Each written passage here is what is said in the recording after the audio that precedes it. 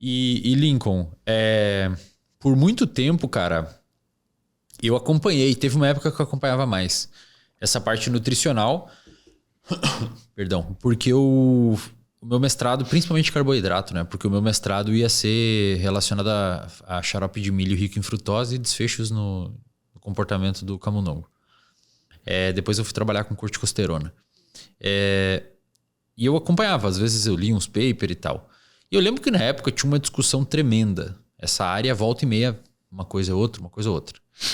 E eu já li artigo que relacionava alto consumo de carboidrato com aumento de mortalidade por todas as causas, baixo consumo de carboidrato com aumento de mortalidade por todas as causas. Aí depois o artigo é retratado, aí sai não sei o que o pesquisador estava envolvido com uma empresa de alimento. E depois saiu um que carne vermelha, não sei o que. Pensando de um ponto de vista de longevidade, existe um padrão de dieta que em média seria mais adequado em termos de quantidade de carboidrato, proteína e gordura?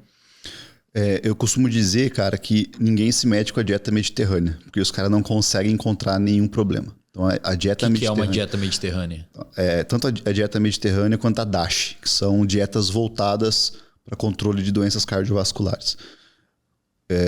Eventos cardiovasculares são os que mais matam no mundo, né? Tanto por efeitos diretos quanto indiretos. Por exemplo, da obesidade, tabagismo e tal.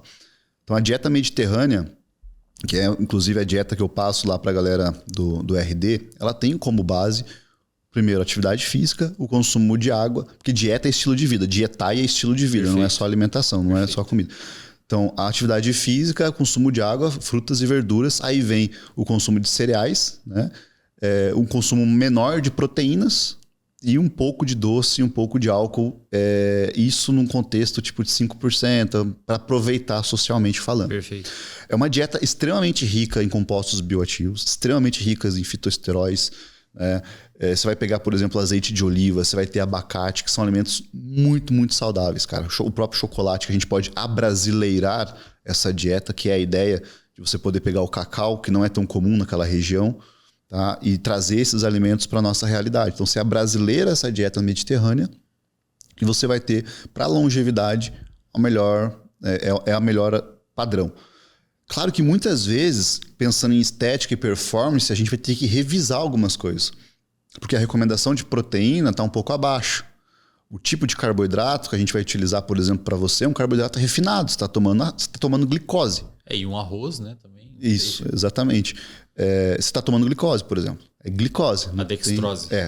Dextrose e glicose é a mesma coisa. Não tem barreira de absorção nenhuma. Entrou, absorveu. Junto com o sal ali... E a água é uma maravilha, rapidinho tá na corrente sanguínea já.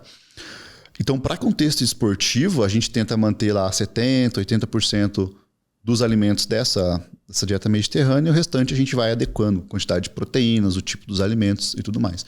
Mas é esse o básico, cara. Se a galera quer aprender mais, vai lá no RD que tá certinho descrito como é que funciona a dieta mediterrânea e como abrasileirar ela. O que seria um dia de uma pessoa numa dieta mediterrânea, mais ou menos? Café, almoço, lanche da tarde e janta. Cara, vamos lá.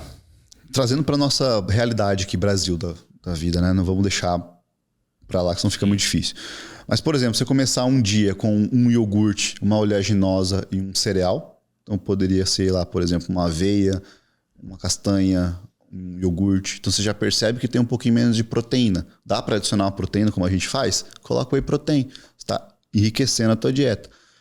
O almoço, muitos vegetais, muito vegetal, uma quantidade moderada de carboidrato, não muito alta, e os carboidratos de boa qualidade. A gente está falando aí, poderia até ser os ricos em amido, mas coloca uma batata doce, coloca uma mandioca, né? Não é o padrão ideal deles, mas eles colocam mais pães e tudo mais. Mas para a gente deixar ainda mais saudável, seria até melhor colocar, por exemplo, uma batata doce, uma mandioca, inclusive o próprio arroz ali.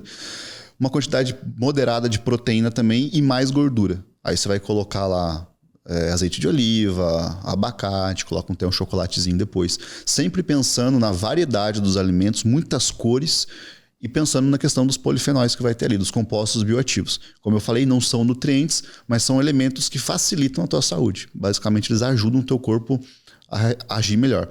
Quanto mais variedade você tem na tua alimentação, mais provável de você cumprir as necessidades diárias dos nutrientes. Então você não vai precisar fazer uma suplementação, por exemplo, de magnésio, de zinco, porque a tua alimentação já está rica nisso. Esses minerais, eles não são tão facilmente encontrados em grande quantidade nos alimentos. Eles estão em pouquinhas quantidades. Então você vai precisar ter uma variedade muito grande de alimentos para complementar aquilo dali, para ter uma necessidade. E muitas vezes vai ter que fazer a suplementação também. E o jantar pode seguir a mesma linha do almoço. Ou seja, de fato é uma alimentação limpa, cara. Comida limpa. Exatamente. E gostosa, né? Exatamente. E sem frescura, é básico, cara. Você aprendeu por que eu tô colocando você agora para fazer pré-jantar, salada. Muito boa, inclusive, esse molinho lá, com cottage. Exatamente, cara. Aí você tá aprendendo a ter mais variedade na alimentação.